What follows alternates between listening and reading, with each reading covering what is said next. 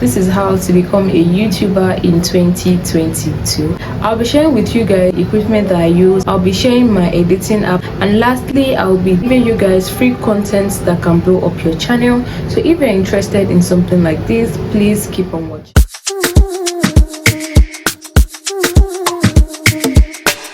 Hello everyone, welcome to my channel. My name is Obashola. If you are new here, thank you so much for clicking on this video.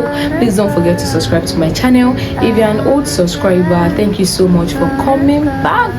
I really appreciate you all. As you can tell by the title, this is how to become a YouTuber in 2022. So I have divided this video into segments, and the first thing I'll be talking about is equipment.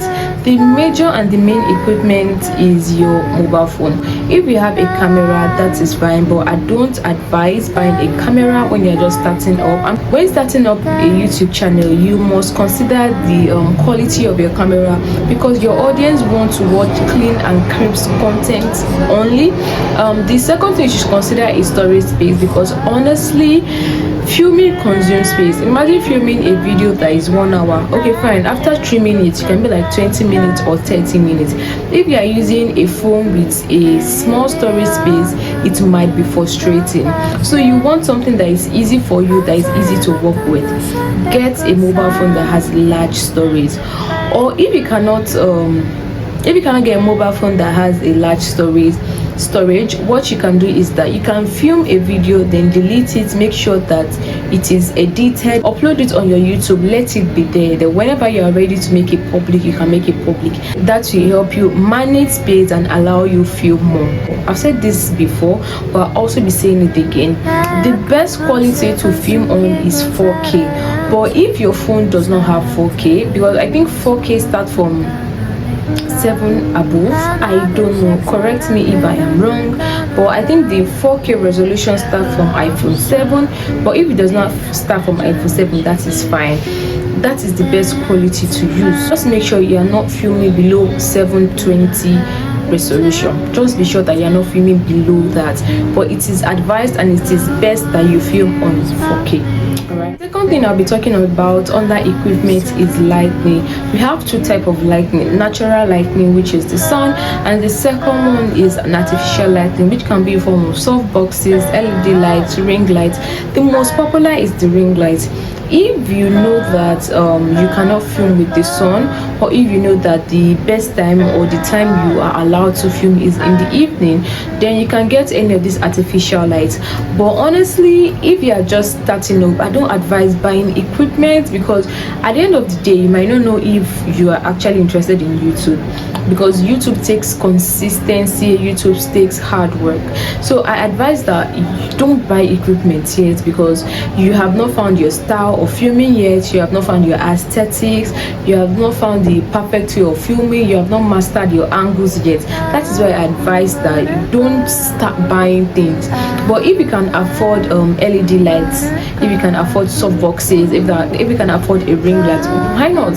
You can buy it. So the main aim and the main purpose of uploading a video is for entertainment, or at the long run you also want to get monetized, which you want your audience to watch till the end.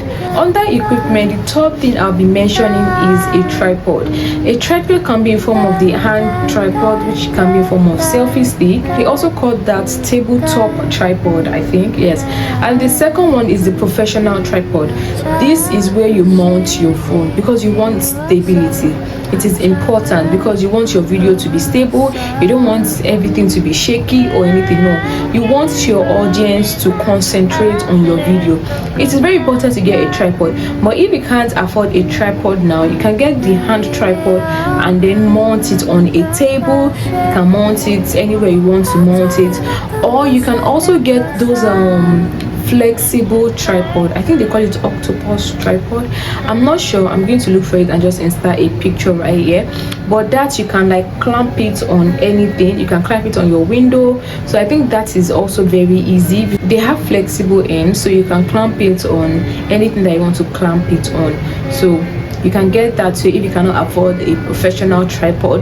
This one I'm using to film right now, it is for my ring light, but the one I'm using for my ring light, it is for my backdrop.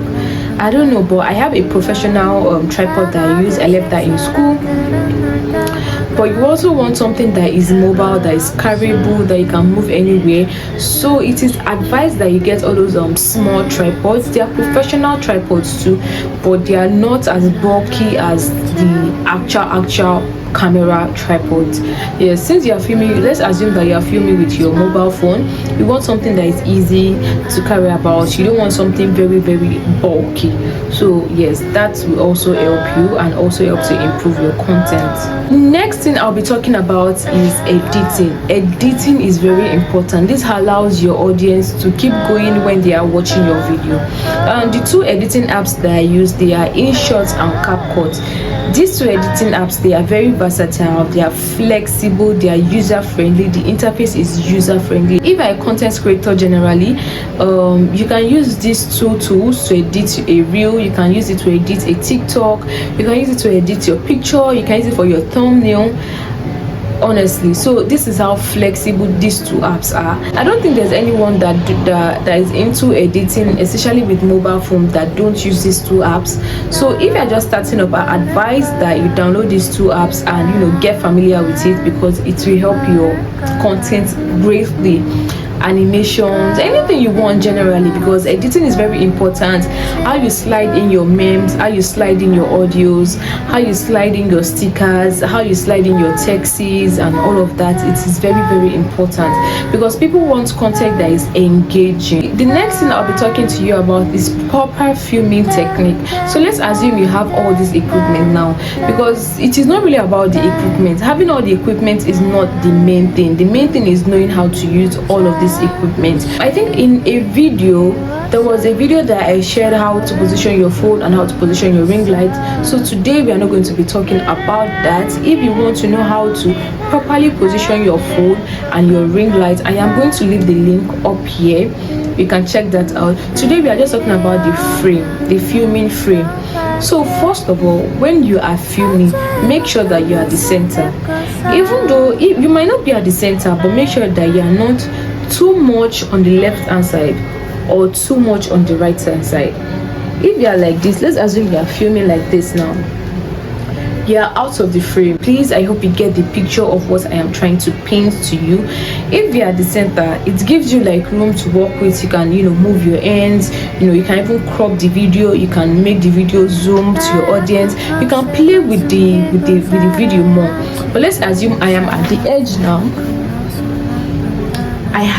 If there's an issue with this video, I might not be able to crop the video, I might not be able to do any form of editing with the ratio of this video. Another thing I'll be talking to you about on how to film properly. If you are filming a chit chat girly like this one, you can push back a little bit. I think this ratio is fine. I think you guys can see like from my chest upward. But if you are filming a beauty content, makeup tutorials and all of that, people want to see your detail, people want to see how you draw your brows, the strokes and all of that. So you can push in a little bit when you are filming that type of content, regardless of what you are filming. I personally think you have to take note of the aspect ratio of your frame. Let's assume you are inviting someone. This is like a duo content, this is like two people content. Now you have to be in a position where both of you can fit to frame. If I am like this and my friend is like this, then I have to move my phone backwards in order for both of us to be at the center of the frame. I'm going to use a video as reference. Yes, as you can see in this video, both of us are at the center. Both of us are at the center. If you are filming in a large space, that is very good, because you have a lot of room to play with. But if you are filming in a small space, then you are limited. Then you have to be conscious of your ratio. I did not include this when I was talking about equipment, but under equipment, I would love to talk about audio. Your audio is very important. If you cannot get a mic, because mics are expensive, they are not expensive, but they might be expensive to some people. So I think you can get a mic for like 12k, like good mics for like 12k upwards, I guess. But if you don't have money for a mic, just make sure that your environment, your surrounding is quiet. I think the iPhone have like the best audio. They pick up sounds. iPhone picks up sound. So I advise you might, if you can't get an iPhone, it is not compulsory, you might use a Samsung to film or whatever you are filming on. Just make sure that your environment is quiet, or you can get a mic. Lastly, I will be sharing content that can blow up your channel. I have like a list of contents here, so I'll just be mentioning them one after the other. The first one is to jump on trends. Trends do well for a particular time. If you can hop on a trend, your channel is going to blow. Evergreen content, doing how-to content, how to do this, beginner friendly this, they are very essential and they are very, very important. They can blow up your channel. The second thing I'll be mentioning, they are vlogs. People love lifestyle content. I love watching lifestyle content. I love watching vlogs, and vlogs do so well in my video, so that is also important. Skincare routines, they do so well. Maintenance vlog do so well. Travel vlogs, collect vlogs, relationship video, they do so well. If you want to make your relationship public, or that will blow up your channel, but it is also a very, very sensitive thing to post out there. I don't really, you can do it if you know that you guys are married already. I don't even know, but relationship content is, I'm very skeptical about that, because I don't know. When it is public, people have opinions, and since it is public, you cannot shut people up. Yes, a week in my life, food content. I watch food videos, how to cook videos, how to make this dish, how to make that dish. They do so well. Q&As do so well. Hair care video, they do well. Content that deal with growth, development, surviving in your 20s, how to do this in your 20s, quarter life crisis, those type of video do well. Empty apartment tour, they do well. Natural, minimalistic type of makeup or minimalistic type of video, they do well. Apartment tours, apartment video, the highest view that I have is my apartment tour, and people are still watching it till days. So apartment videos, they do so well. Room tours do so well. If you're a tech bro or a tech sis, sharing how to solve a particular problem, unboxing a gadget, what is on my iPhone, unboxing the latest iPhone, reviews do well. Unboxing, they do well. Clothing hauls do well. Tutorials do well. Makeup tutorials and all of that do well. I think that is all that I have here, but you can do multiple content of all these things that I've mentioned. Skincare routine, updated skincare routine for a dry skin, skincare routine for an oily skin. Like, you can like multiply all this content. If you're a skincare content creator now, you cannot say because you've done for oily skin, you are not going to do any content on oily skin again. No, that is not how to do it. You have to give it a twist, you know.